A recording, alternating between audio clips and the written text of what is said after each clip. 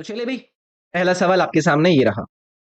Most appropriate option को आपको इन दिए गए ब्लैंक्स के अंदर फिल करना है। तो चलिए एक बार देखते हैं। He had dash the dash into smaller clips. He had, इससे आपको किसके बारे में पता चल गया कि भाई ये एक पास्ट के फॉर्म को दर्शा रहा है, यानी कि सेंटेंस आपको इस चीज को डिस्क्राइब कर रहा है, एक ऐसे एक्शन को डिस्क्राइब कर रहा है जो कि पास्ट में कंप्लीट ऑलरेडी हो चुका है। तो आप कौन सी फॉर्म यूज करेंगे? आप इसमें पास्ट टेंस की पास्ट वर्ब फॉर्म यूज करोगे। तो यहां पर जो आपको ऑप्शन दिए गए हैं वो क्या दिए गए? Clipping, clips, clipped. इस क्लिप्ड को देखते ही मेरा मन ललचाया और मैंने इस ऑप्शन नंबर 3 को इसमें फिल कर दिया। He had clipped the clipping into smaller clips. सही यूजेज आपका इस सवाल के अंदर बन जाएगा। चलिए आगे आएंगे। इसमें पूछ रहे हैं कि वो सेंटेंस को आप लोगों को ढूंढना है जिसमें क्या नहीं है, कोई भी स्पेलिंग एरर नहीं है। तो एक एक करके हमें क्या करना पड़ेगा ना, सारे के सारे जो ऑप्शन दिए गए हैं उनको इसमें देखना पड़ेगा। पहला है the focus of the exhibition. ये जो एग्जीबिशन होता है, जो प्रदर्शनी होती है, इसकी स्पेलिंग यही होती है क्या भाई? अगर आप में से कभी भी किसी प्रदर्शनी के अंदर गया है तो उसकी जो स्पेलिंग होती है वो होती है एग्जीबिशन। तो इसमें तो स्पेलिंग एरर थी, लेकिन हमें कौन सा ढूंढना है जिसमें स्पेलिंग एरर ना हो। दूसरे में आएंगे, the in सोयन insouciance of the rock star considering the importance of the occasion came। ये भी ठीक है, insouciance की भी स्पेलिंग ठीक है। बाकी ये सब, ये वाला अभी तक मेरे को ठीक लग रहा है। एक बार बाकी के जो ऑप्शन है उनको भी देख लेते हैं। The artist received recognition for her impressive etchings, public landscape and recreation of natural scene around her. Recreation जो वर्ड इन्होंने यहां पर यूज किया है ना, इस रिक्रिएशन में आपका इस तरीके से आता है रिक्रिएशन। देखो ये जो इन्होंने दिया है ना, ये ब्यूक्लिक जो यहाँ पर वर्ड दिया है लैंडस्केप, ये ब्यूक्लिक नहीं होता है भाई। ये वाला जो वर्ड है ना, ये ब्यूक्लिक, ये वाला इन्होंने गलत दिया है। करेक्ट आएगा आपका ब्यूकोलिक। लैंडस्केप्स के एक अच्छे नजारे को आप ब्यूकोलिक लैंडस्केप्स के नाम से या फिर यूजर्स के नाम से जानते हैं। तो इसमें भी गलती थी भी। The paintings are structured chronologically, starting from cubism to surrealism। देखो ये जो यहाँ पर इन्होंने दिया है, आपने एक वर्ड सुना होगा सरियल। मैं यहाँ पे लिखता हूँ सरियल। सरियल का मतलब ऐसी चीज होती है जो कि रियल सी नहीं लिखती है। तो इसमें इन्होंने एक ही आर यूज किया है। इसमें यहाँ पर करेक्ट होना चाहिए था सरियलिज्म, यानी कि करेक्ट जो वर्ड यहाँ पर आना चाहिए था वो क्या आना चाहिए था? Double R, EALISM। इसमें भी एरर है। तो भी ये सेकंड वाला जो ऑप्शन था ना, इसमें एरर नहीं थी। थोड़ा सा टफ है ये, बट इसमें आपका मैंने एक्सप्लेन किया कि कहाँ कहाँ पर गलतियां थी, इस तरीके से दी गई थी। अगला सवाल है, my sisters wished me good luck before I went on the stage to sing. आपको यहाँ पर क्या करना है? मोस्ट एप्रोप्रिएट ऑप्शन सब्सटीट्यूट करना है इस आपके अंडरलाइन सेगमेंट का। आप लोग पहले स्टेटमेंट को समझेंगे। My sisters wished me a good luck, मुझे उन्होंने शुभकामनाएं दी। आप लोगों ने अगर कभी भी कुछ इंपॉर्टेंट ईडीएम एंड फ्रेजेस को पढ़ा होगा, तो एक फ्रेज यूज होता है break a leg. Break a leg का मतलब क्या होता है? किसी को शुभकामनाएं देना, कि आपको मेरी तरफ से शुभकामनाएं हैं। ब्रेक अ लेग मतलब इसमें आप गुड लक विश कर रहे हैं। तो my sister told me to break a leg वाला जो ऑप्शन है ना, वो यहां पर आपका अच्छा सब्सटीट्यूट होता। ठीक है, तो इसमें फोर्थ ऑप्शन करेक्ट हो जाएगा। अगला है, the drug peddler was arrested by the narcotics team. Active voice में आपको इसको कन्वर्ट करना है भाई। इसमें वो ऑब्जेक्ट सब्जेक्ट ये वाला कन्वर्जन देखने के लिए मिलता है। तो बाई दी नार्कोटिक्स टीम जो है वो क्या बन जाएगा? वो सब्जेक्ट बन जाएगा। तो दी नार्कोटिक टीम्स, अभी वॉज अरेस्टेड है ना, तो ये आपका अरेस्टेड रह जाएगा। The narcotics team arrested the drug peddler. तो इसमें भी जो ये आपका फोर्थ ऑप्शन है यही ठीक है ना, the narcotics team arrested the drug peddler. ठीक है, चलिए आगे आएंगे। आपको यहां पर इस दिए गए सेंटेंस के ऑप्शंस को किस में अरेंज करना है? मीनिंगफुल सेंटेंस में इसको अरेंज करना है। I that the chief to work in the new hired restaurant is going across the road. तो पहली चीज, इस सेंटेंस को हम किससे शुरू करेंगे भाई? आई से शुरू कर सकते हैं, जो कि आपका यहाँ पर इन्होंने पहले ही नंबर पर दे रखा है, ठीक है। तो आई क्या है? आप एक तरीके से सब्जेक्ट हो गया यहाँ पर, है ना। अब इस सब्जेक्ट को फॉलो कराने के लिए देखना होगा। आई आई हर्ड, आई हर्ड इसमें आ जाएगा। आई heard that the chef, that the chef, सही है ना। आई हर्ड हो गया, आई हर्ड कि जो शेफ है is going, is going to work in the new, in the new restaurant across the road. तो आसान है यार, बस एक बार आपको अरेंज करने के लिए देखना है। मैं देखो, मैंने ये सुना कि जो शेफ है वो क्या कर रहा है, वो जा रहा है काम करने के लिए एक नए रेस्टोरेंट के अंदर, जो कि सड़क के परे है। तो आई आपका ए में था, हर्ड आपका कहां पर है? जी। I heard that the chef, तो ए जी बी सी, ए जी बी सी देखो ये फोर्थ वाले ऑप्शन में था, आप इसी से आइडिया लगा सकते थे इस सवाल के अंदर, ठीक है। चलिए भी यही, select the most appropriate synonym, आपको पर्यायवाची शब्द ढूंढना है इन हैंटिंग का, इन हैंटिंग। अब पहली चीज आपको पहले देखना होगा कि भाई साहब इसका जो मतलब होता है वो क्या होता है। स्टेटमेंट पढ़ेंगे पूरा। Many people love to visit in haunting hills, in enchanting hills, in haunting नहीं, इंचेंटिंग हिल्स। इंचेंटिंग का मतलब क्या होता है? कोई चीज जो आपको ना थोड़ी मजेदार लग रही हो, आपको ना वो डिलाइटफुल लग रही होगा, बहुत ही अ, मजा आ गया, अट्रैक्टिव लग रही हो आपको। तो इन चैंटिंग हिल्स के लिए आपका इन चार विकल्प में से एक वर्ड दिया गया, अलरिंग, अल्यूरिंग, जो भी आप बोलना चाहें। इसका भी मतलब क्या होता है? कोई चीज जो कि आपको बहुत ज्यादा मोहक लग रही होती है, आपको अट्रैक्टिव लग रही होती है, तो इसमें सिनोनिम आपका क्या बनता है? अल्यूरिंग। बाकी के जो वर्ड दिए गए हैं, रिस्की का मतलब क्या है? कोई चीज जो कि जोखिम भरी होती है, जिसके अंदर ना रिस्क होता है, डेंजर होता है। इकोइंग का मतलब क्या होता है? किसी चीज की अगर आपको जो साउंड है ना वो रिपीट हो, साउंड बार बार रिपीट हो रही हो, तो वो क्या कर रही है? मतलब इकोइंग कर रही है, इको हो रही है।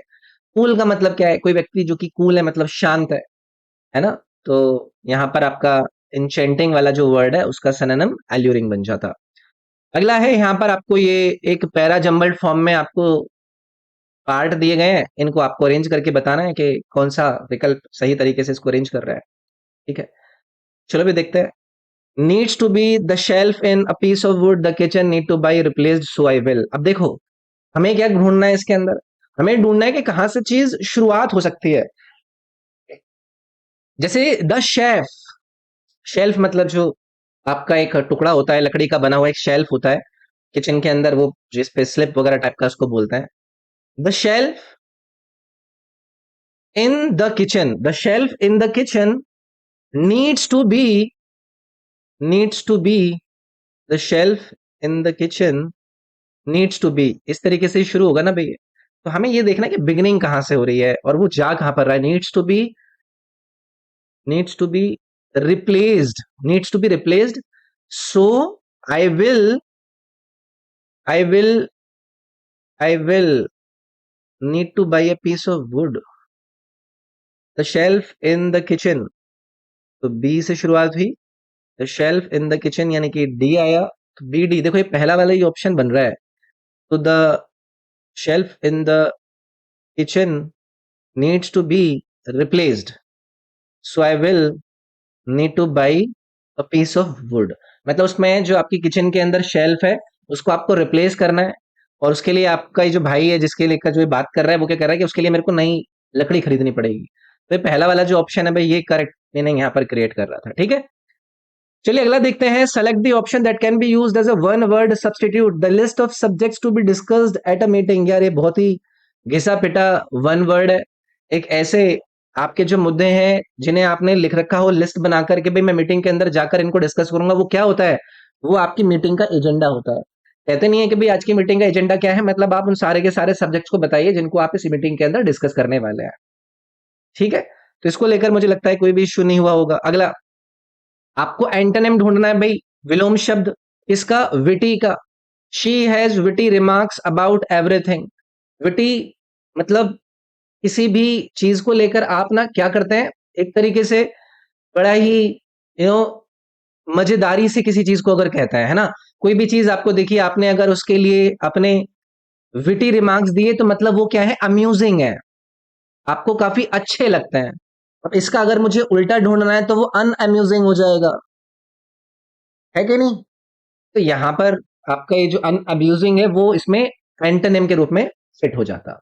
ठीक है, अगला है, फिर से आपको एंटोनिम ढूंढना है किसका, पैरालाइज्ड का। पैरालाइज्ड का मतलब क्या होता है, जो चीज ए सहाय हो, मतलब कोई चीज जो कि एक्ट ना कर सके, कोई चीज जो कि मूव ना कर सके, वो क्या है, वो पैरालाइज्ड है।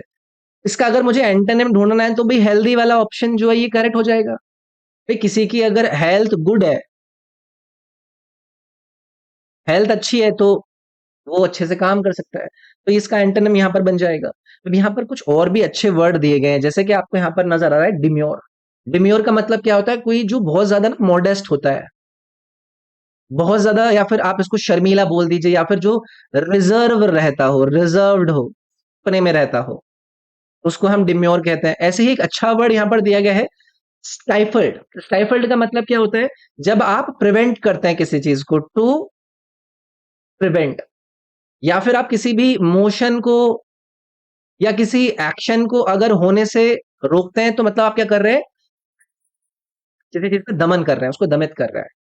एक वर्ड यहां पर दिया गया है भाई, सल्ट्री। सल्ट्री का मतलब होता है कोई चीज जो कि बहुत ज्यादा हॉट हो, या फिर ह्यूमिड वेदर की हो, वहां पर बहुत ज्यादा आपको उमस नजर आ रही हो,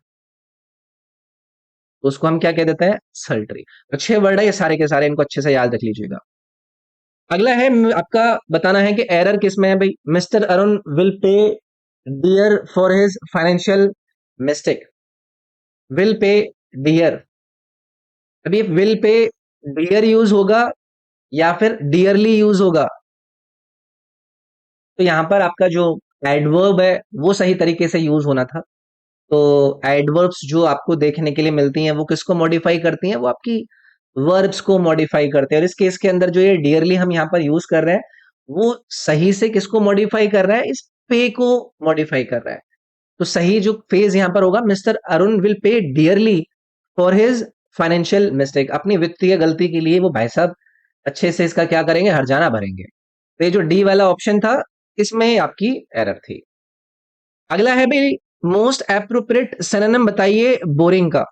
listening to the same lecture every day appear very boring to him. अब बोरिंग का मतलब सबको पता है, बोरिंग का मतलब क्या हो जाता है, जो चीज में आपको मजा ना आ रहा हो, उबासी आती हो।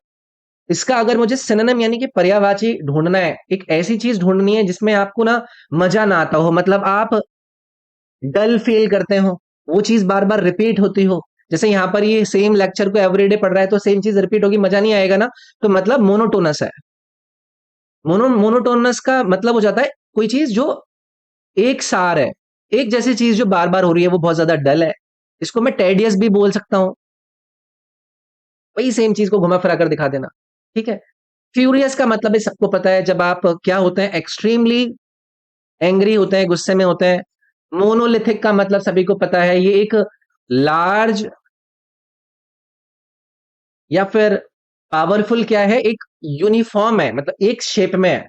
ठीक है, नर्वस का भी सबको मतलब पता है, जब आप क्या होते हैं, चिंतित होते हैं, आप एजिटेट हो सकते हैं, या फिर आसानी से आप आपको कोई भी एंशियस कर सकता है, तो मतलब आप क्या है, नर्वस है। अगला है, आपको मोस्ट अप्रोप्रिएट ऑप्शन भरना है ब्लैंक के अंदर। We have postponed this movie outing too many times. हमने ये जो मूवी देखने की बार बार हम आउटिंग की बात करते हैं, उसको कई बार पोस्टपोन कर दिया है।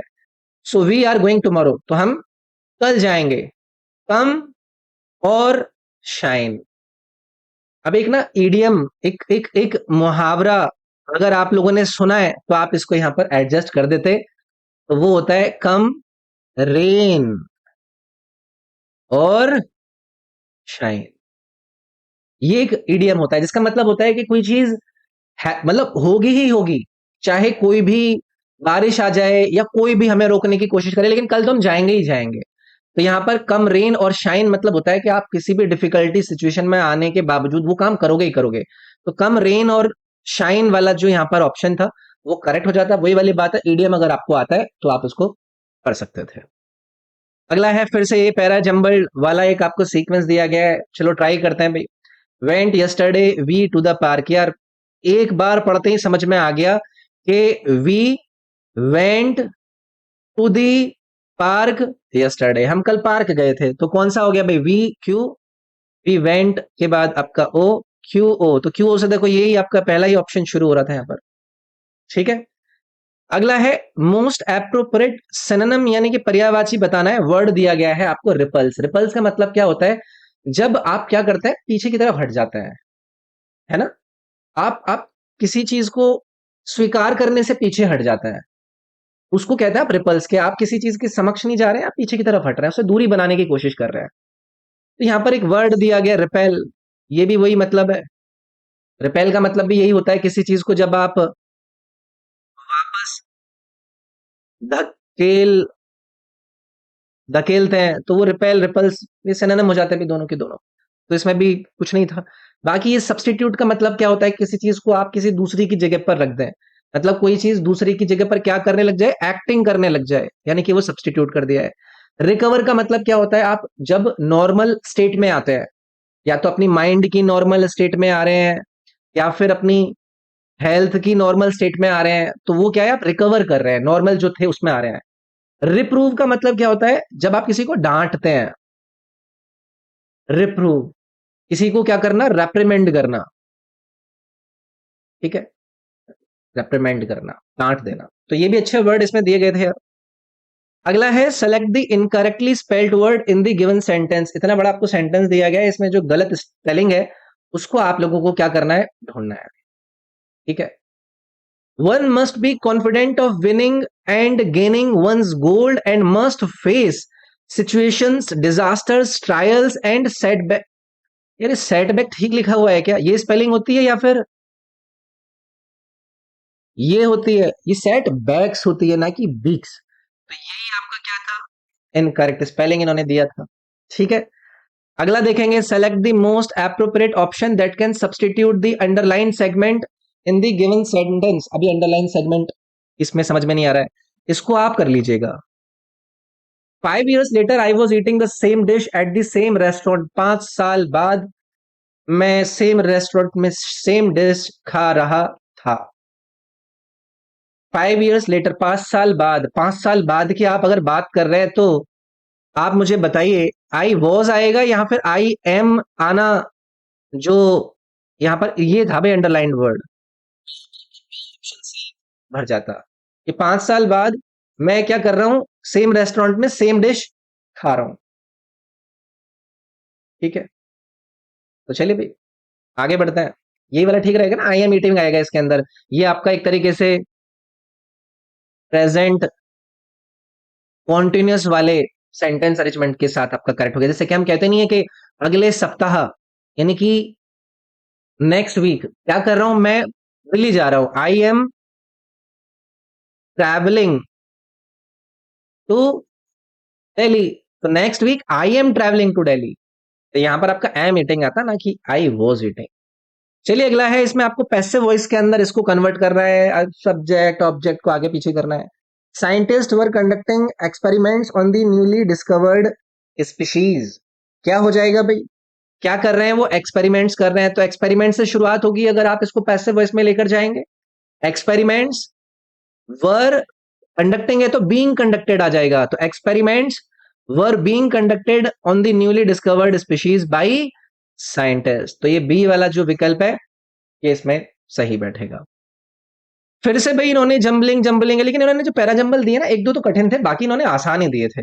देखते हैं भाई, the sun to our planet earth provides essential energy sustaining life and work. देखो कितना आसान है, आप सन से शुरुआत करेंगे, है ना। The sun provides essential energy, यानी कि P O, to our planet earth sustaining life and warmth. तो आपका सेकंड वाला जो है पीओ क्यू आर, ये ठीक हो जाएगा भाई इसमें। ठीक है, चलिए आगे आएंगे। In the given sentence divide करा गया है 4 सेगमेंट में। आप बताइए कि कौन से में ग्रामेटिकल एरर है।